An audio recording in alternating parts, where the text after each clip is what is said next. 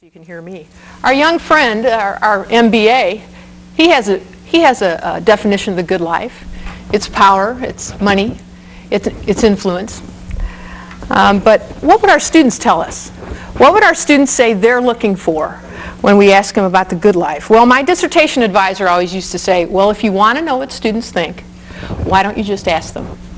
And so I did.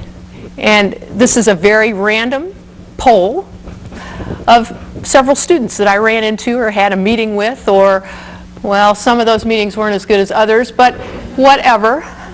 So I said to a young woman, what's the good life?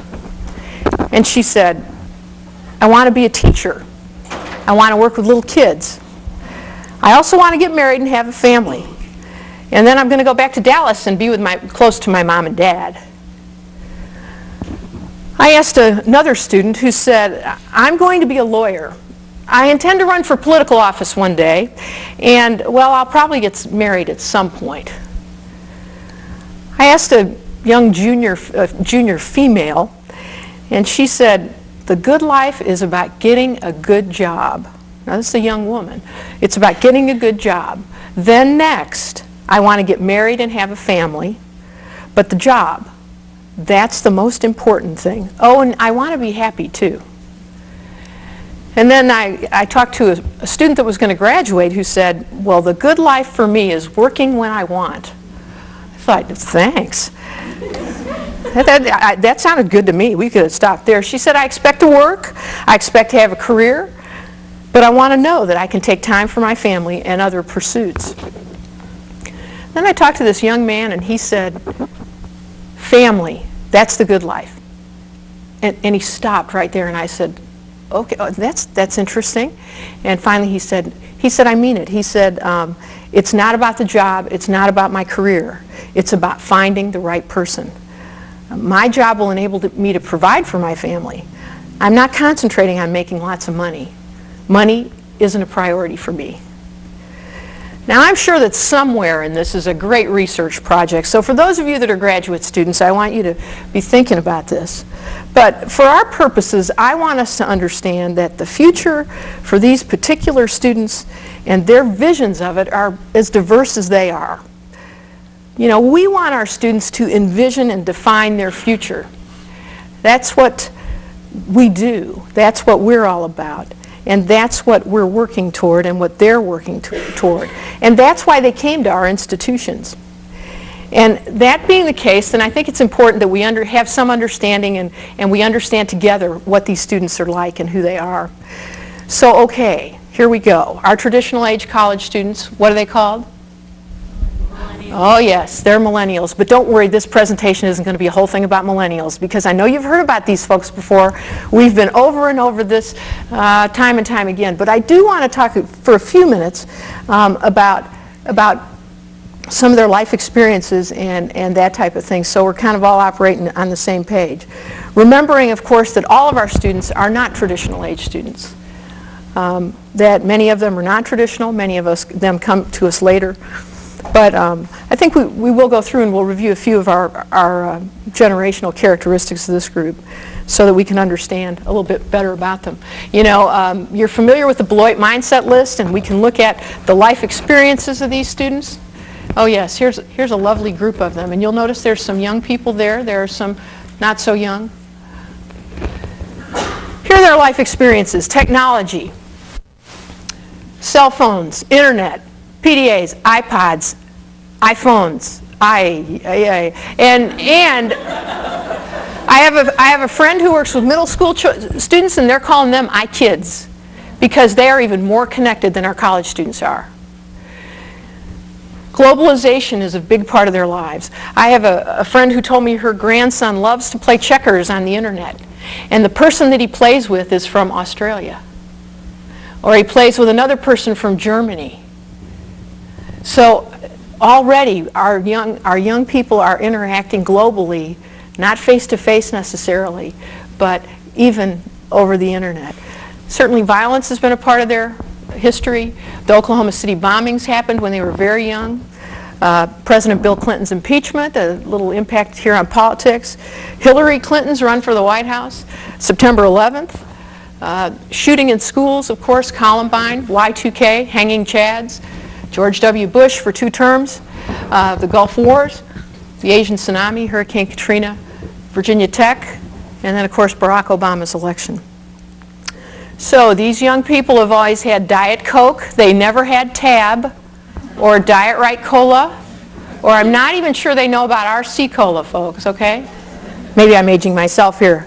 Okay, they always had MTV, VH1, microwave ovens, and they've never had Selectric typewriters. Okay? They don't know about the Beatles. All right? John Lennon died before they were born, was killed before they were born. Kurt Cobain, 8-track tapes, Richard Nixon, or the Vietnam War. I think that's probably why this generation sort of tired about a lot of Vietnam discussion during the election. I don't think it really had that much meaning for them.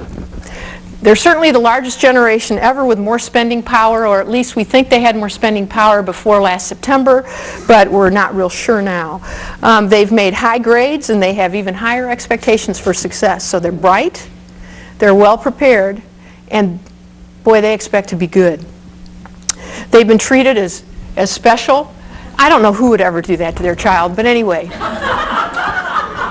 They have been treated as special by moms and dads and grandmas and grandpas, and that poor kid, don't you know, his girlfriend's going to love that. All right, and they've been sheltered. I always sort of took offense at that sign, baby on board. What about everybody else in the car?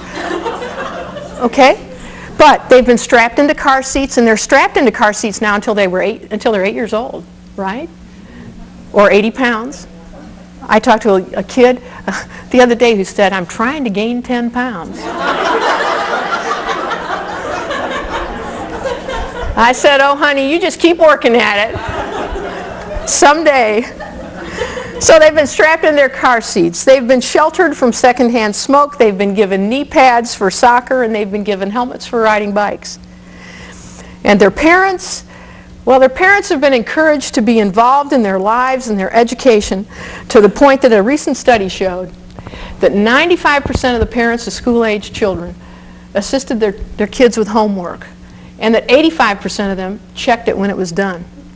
We had a young woman who was a junior RA in one of our residence halls. She was in an automobile accident. We were talking to her parents after the accident about her recovery and things, and her mother made the comment, well, you know, just the night before that accident, she had emailed me her English paper for me to take a look at, and I hadn't gotten to do it yet, but I will do that before she gets out of the hospital. This is a junior in college who sent her paper home for her mother to take a look at, and Mom did.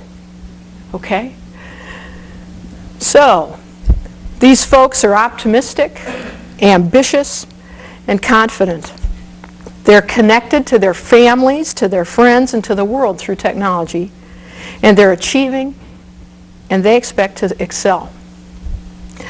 I teach a graduate class in college student development, and always at the beginning of the semester, we always talk about what college students are like, what their perceptions are of their students, of students on campuses today.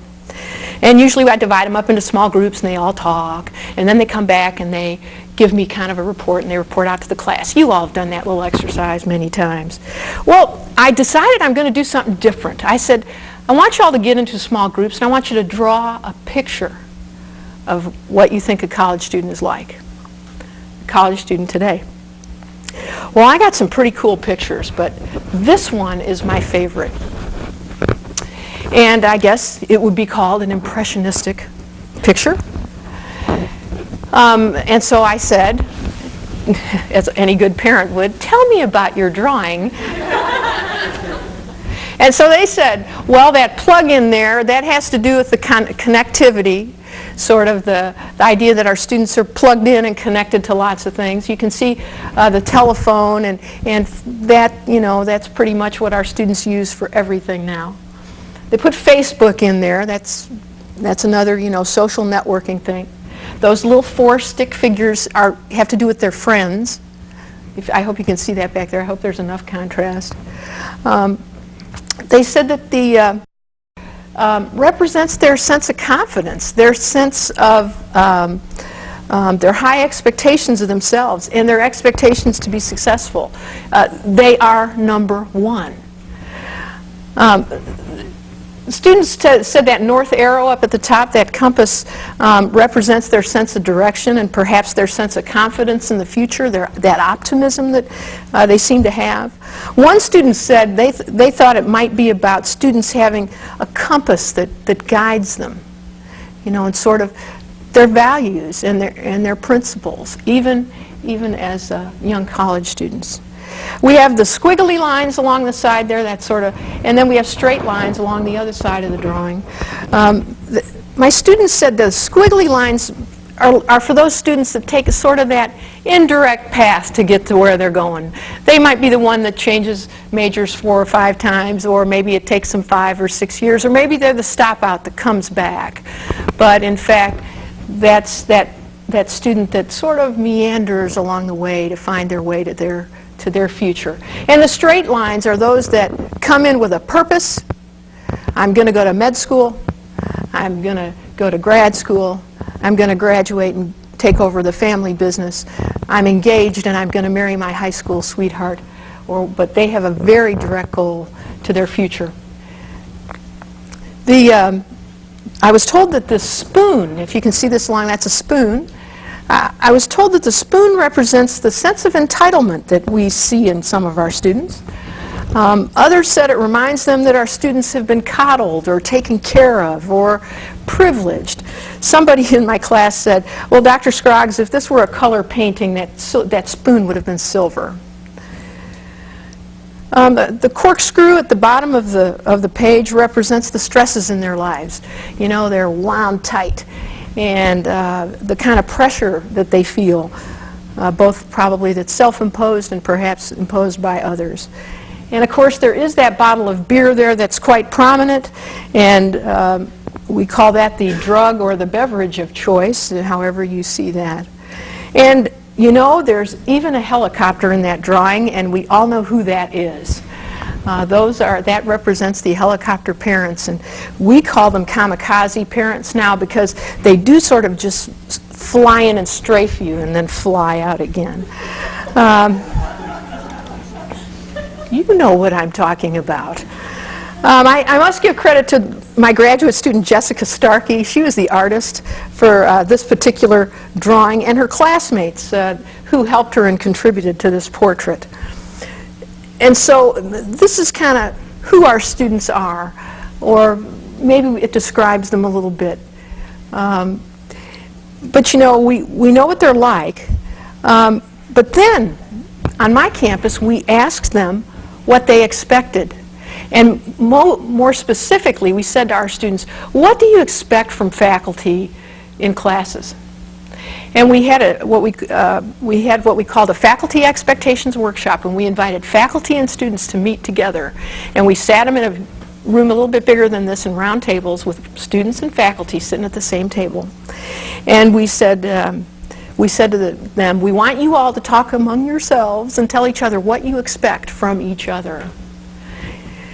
And so the expectations that we got, well, our faculty said to students, we expect you to come to class prepared. And our students said, we expect you to come to class prepared. I found that a rather interesting comment, and I'm not sure what that says. Well, maybe I am sure what it says, but we'll see.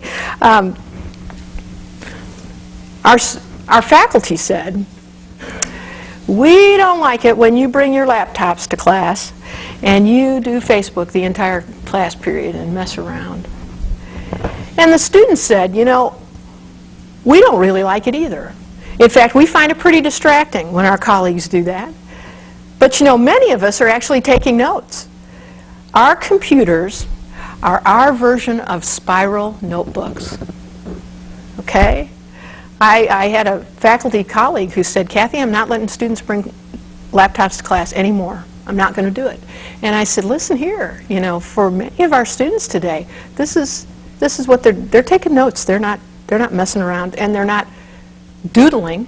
Well, maybe doodling is surfing the net a little bit, but who knows. Okay, here we go. Faculty said C is an acceptable grade. Oh yeah, you know what the students said. No, it's not. The students said it's not acceptable if you want to attend med school, law school, or a top-tier graduate school. And students told the faculty members they're tired of PowerPoint presentations. And so this is not that long a presentation, I promise. You know, students said to faculty, your use of PowerPoint really doesn't equate with your mastery of technology. You're not telling us that you've mastered technology by using PowerPoint. And in fact, the biggest negative we get on faculty teaching evaluations is students are not impressed at all with faculty's knowledge of technology. You know, they really don't know what's going on out there on the internet, and aren't really connected the way that students feel like they ought to be. So I found that a very interesting one. So our students have pretty high expectations of our institutions, of our faculty, of us. And you know what? They have visions of greatness. I mean, they believe that they are number one. In a study by the Horatio Alger Institute, 86% of the respondents said that someone in their generation will be the next Bill Gates. Now, over half of the respondents in that survey said that they knew the person that was going to be the next Bill Gates. I mean, you know, they were in their class. But my favorite is that 25% of the respondents said they are that person that's going to be the next Bill Gates. Now, I call that confidence. So students come to our campus and they expect to do well. They expect to be protected, and they expect to accomplish their goals. They expect to be successful. So if in fact we have the most special, sheltered, achieving, expectant generation coming to our campuses, why wouldn't we help them discover and develop and use their strengths to find the good life? I mean, it seems to me that this whole concept of positive psychology fits right in with this generation that we have on our campuses and with this group of students we're working with. An ed psych faculty said to me this was a number of years ago, he said, you know, he was really hyped up about positive psychology, and he said, you know, our students have been told all their lives what they can't do. You know, what would happen if we emphasized what they do well? And I sort of got to thinking about that, and I said, you know, the literature would suggest that they have not been told what they can't do, but they have in fact been rewarded for not doing a whole lot. Our students are used to being rewarded for participation. They've received all kinds of awards all their lives for just showing up. I have, you know, there are red ribbons and blue ribbons and yellow ribbons and green ribbons and white. You can, when you're in a swimming meet, if there are 7 lanes in that pool, there are 7 colors of ribbons. And I bet if there were 15 lanes in that pool, there would be 15 colors of ribbons. And that's fine, except that mom and dad sometimes treat that as if it was a major accomplishment rather than, you know, you're working hard, you're doing your best, good for you. So where does this lead us? Well, I think it makes the case that positive psychology and helping our students identify their strengths fits with who they are, and it fits with our desire as educators to prepare them for life beyond college. And I believe it leads us to helping students learn how to use those strengths as they make choices for their future. You know, Baylor University was the first place I heard about using strengths. I was telling Eileen last night that I remember being at a Big 12 Senior Student Affairs officer meeting when she was still the vice president at Baylor, and she started talking about talent development and about strengths. And I remember leaving that meeting thinking, what an interesting concept. How cool would it be for us to talk to students about strengths? And so through our Career Center, we began looking at that and using it. And so I'm going to talk to you a little bit about what we're doing at the University of Missouri to use with strengths. Some are obvious. We use them with our freshman interest groups. Our freshman interest groups have about 1,800 first-time college students. They all live in our residence halls, and about 25 students in each interest group. They're co-enrolled in 3 classes, we call them, and they have a student peer advisor. And during our pro seminar for our FIGs, we use the Strengths Quest. instrument, and we help our freshmen identify their strengths to help them begin to think about what they want to do while they're on our campus. We're also using it in our learning strategies classes. Now, these classes are for students that are a little bit less prepared and need some extra support. You know, when I meet with parents at the beginning in our orientation program, I say to parents, your student has been admitted to our institution because we believe they can be successful. When I went to college, the president stood up and said, look to your left, look to your right, only one of you will be left in 4 years, which is such a positive thing to say to people and makes you go, who is the weakest link? So, we say to our students, we expect you to be successful, but we do have those that are less prepared, that are a little bit more at risk. And we found that we can use the Strengths Quest and help them to identify their strengths because these kids are bright enough, they just are sometimes directionless. And so helping them identify strengths themes really gives them ideas about what they ought to be exploring while they're on our campus, what courses they ought to take. Obviously, students working in our leadership development program and those that are working toward a leadership certificate use the Strengths Finder, and then our staff help guide those students in finding ways to practice using their strengths. They suggest coursework. We have courses in leadership. We have courses in sociology and in psychology and in business that can help students learn to develop those strengths. And so our staff help guide them in that. They suggest activities and experiences the students can get involved in where they can practice their strengths and learn from interactions with others. In fact, much of what our student activities programming professionals do is provide all those activities that give students opportunities to learn more about their strengths and hone their skills. Some of our academic advisors are using strengths themes to help students make choices about majors and out-of-class activities. And here's a kicker. Our College of Business advising office is using a strengths approach as they guide students through course selection, decision-making about internships, and job interview processes. They're giving the students the language that they can use to describe what they do well. When students can describe their strengths in a job interview and tell a future employer how they can apply those strengths to the particular job they're interviewing, they're much more likely to get hired. You know, I think we forget sometimes that we go through all of this with our students and we work at developing them, and then we never give them the language that they need to help them communicate what they've learned and what's happening to them to other people. And like all of us, our students are eager to learn more about themselves. And most of them like learning more about areas where they can achieve excellence and if they invest some time and some practice. So we found it to work very well. Now, if you go back to your campus and say, oh man, the University of Missouri is using Strengths Quest and Strengths Finder all across campus, I'm going to tell you that's not true.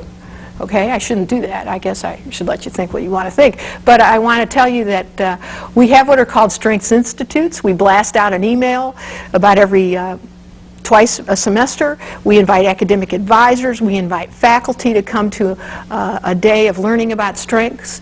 We usually have 40 or 50 people that participate in this day-long training, and they get turned on to it, and they go back and they start to try to use it. We're just affecting change sort of incrementally, one little step at a time. But it seems to be very effective, and we've got some faculty that are very, very excited about what we're doing.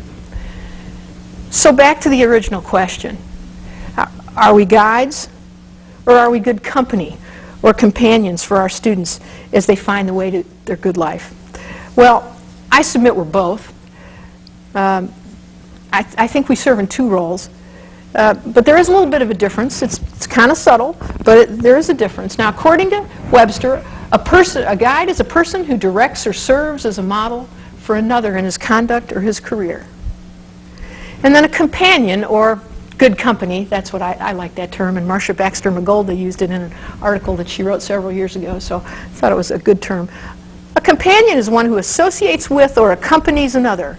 An associate, a comrade, a friend. We provide guidance as our students examine who they are, as they make choices about what they will study and how they'll spend their time. We help them explore the many options that they have as they travel their journey to adulthood. And we serve as companions on that journey. Marcia Baxter Magolda suggests that we serve as good company, providing guidance while students gain an understanding of themselves, their strengths, their beliefs, and their values. Our companionship and our guidance may also include holding our students accountable, or in some cases critiquing their choices. In whichever role we see ourselves, we need to see ourselves as partners with our students in that journey rather than the directors of the trip, okay? So as we work with them on how they are going to develop these strengths, we need to do a little bit of teaching.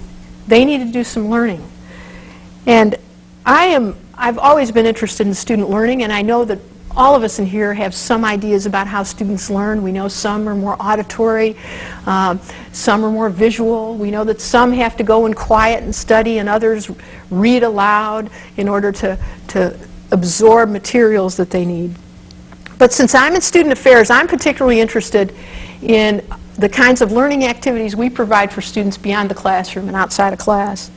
Some of them are serendipitous, but usually what we do is we design programs with some intent, with some intention that through interactions our students are going to discover some things about themselves or some things about other people.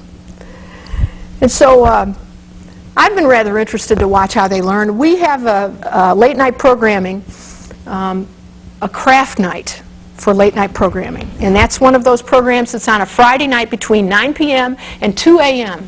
And we invite students to come to our student union and learn a craft. And I was amazed at how popular this program is. They'll learn origami. We have a wheel with clay. They can learn to throw pots. They can learn all kinds of crafty little skills. So we have several hundred that attend this event. But what interests me is what happens to students during this event while they're working side by side on whatever little crafty thing that they're doing. You know, they're quick to share supplies. Hey, has anybody got some red paint? Or they're quick to sort of offer suggestions about what the other person's doing. You know, this guy seems to be helping her, but I bet he's given her advice on what color paint to use. And they're quick to discuss what they're making. Oh, that's kind of cute. What is that? And if it's a young woman sitting next to a guy and she says, oh, that's really nice. Who are you making it for? And he says, well, I'm making it for my little sister. Well, that young woman has decided that this guy is pretty cool, and she's probably going to follow him anywhere. In fact, young men have said to me, Cathy, I go to those craft nights because women like to see the softer side of me. So there you go, all right? But see, now first they're talking about this object, this thing. But the next thing they do is they're starting to talk about themselves. They begin to get acquainted. They begin to talk about their interests beyond what they're making. And they begin to talk about their life on campus and you know, whatever else is going on in their lives. The conversation is easy. It's not forced. It's not rehearsed or awkward at all. They're working independently on a project and while being willing to engage the person next to them. And by the end of the evening, they've found out that they're actually maybe interesting to somebody else. They find out that other people will talk to them. They'll gain some confidence out of it. They'll try again the next time. And they're able to do all of this without alcohol. And let me tell you something, that's an important thing for our young people to learn, is that they do not need that social lubricant to be attractive and to be engaging. Now, one of the most interesting exchanges I've ever heard during one of our events, this is a pumpkin carving that we are fortunate in Columbia, Missouri, that we live close to a small town that has a pumpkin festival every year. And so we go down to this small town with a couple of pickup trucks and we buy about 700 pumpkins. And we offer a pumpkin carving day on campus the day before Halloween. And we have all the stencils and all the supplies that you need to make a beautiful jack-o'-lantern. I made one that looked like a cat. I was so impressed with myself, I couldn't believe it. But anyway, okay, so we lay out these pumpkins all day. Pumpkins. But the most interesting exchange I heard was a young woman from St. Louis, Missouri, sitting next to an international student. And she was explaining to this international student what Halloween was and the custom that we have in the United States and why we do it. And she was doing a pretty good job, I thought, of her understanding of Halloween. I don't think she understood all of the history of it or anything, but she talked about trick-or-treating and what happens in the United States. And the international student was looking with great interest and taking it all in. And then the international student says to her, "Oh, it went? Okay." And then the international student says to her, "Back." The international student says to her, "It's black. Where's Andy?" That's all right. The international student says to her, "Let me tell you what goes on in my country. Let me tell you about a celebration that we have that's similar to Halloween. You know, we could have planned a class discussion, and I don't think it would have had any more impact. In fact, I bet you it would have had as much impact as that discussion with those two students."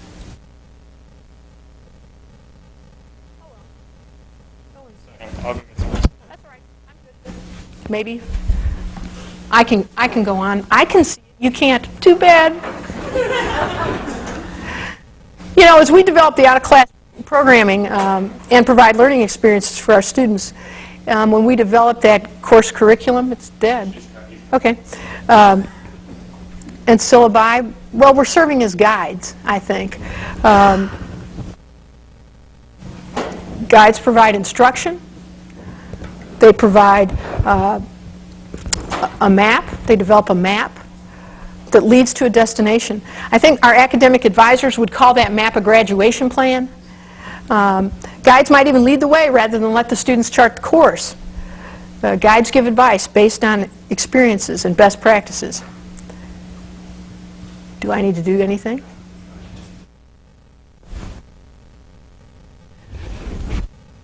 Me. I have lots of positive energy,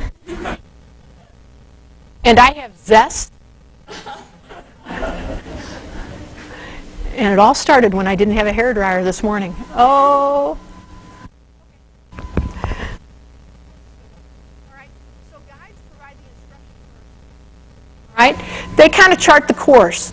They help them find their way. We do that. The good We're good company. We serve as coaches. You know, coaching's a big term today.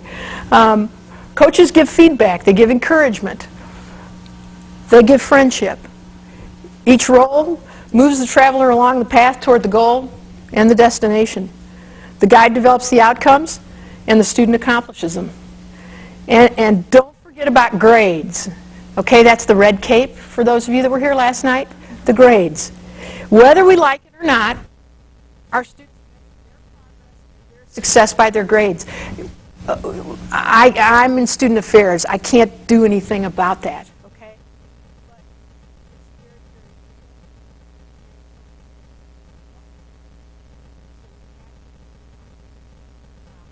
What it means to really learn and what it means to really find their purpose and to find their passion. My younger daughter says to me, "Mom, B's graduate, C's graduate."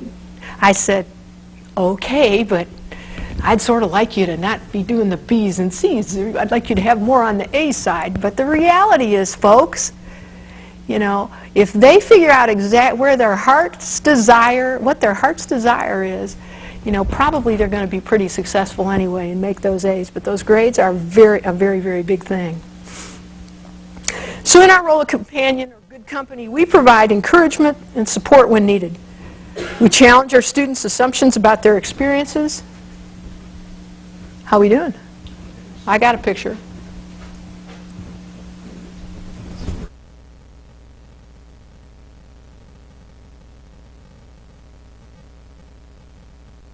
Yeah!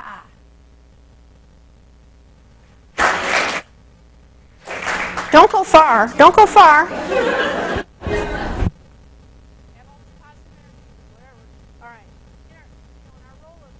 Company, we provide encouragement and support.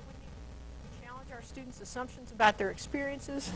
We can ask questions about why they chose one path or another. We might even help them reflect on their experiences and how they're making meaning out of them. As good company, we have opportunities to help students explore their values. We can ask them what makes them happy, what it means to be good, who are their heroes and why. We may ask them if they were given an opportunity for a do-over, how would they behave differently? You know, for me, this is where the work for our students really begins. This is where our support and our probing and our companionship and encouragement is very, very important, because it forces our students to begin to say to themselves, how am I guided? What principles do I use to make my decisions? You know, how did I get here? What do I value? What are my values? Good company is accepting and non-judgmental and empathetic. We sound like Carl Rogers, don't you think? Good company understands that students make the choice, that it's in fact their decision making, that we're really providing all this for them so they can make good decisions. So as we guide and we provide companionship and good company, what happens? Aren't we back to where we started? We've guided students through the process of learning about themselves. We've guided them to understand their high expectations and helping them to succeed. We've helped students identify and even develop their strengths and abilities. We've given them opportunities to use their strengths in and outside the classroom. We're hopeful that we've given them appropriate language so they can describe what's happened to them and articulate the strengths. So we're done, right? Oh, I don't think so. Well, no, we're not. You know, in his essay called Doing Less, Do Students Really Need So Many Programs? Robert Bonfiglio writes that in our efforts to provide wonderful learning opportunities for our students, we failed in giving them time to slowly and deliberately reflect on what they're hearing, reading, and thinking. Our students need time for reflection. Reflection means to explore or review or to contemplate. Chickering and Reiser tell us that the development of integrity involves reviewing personal values in an inquiring environment that emphasizes diversity, critical thinking, the use of evidence, and experimentation.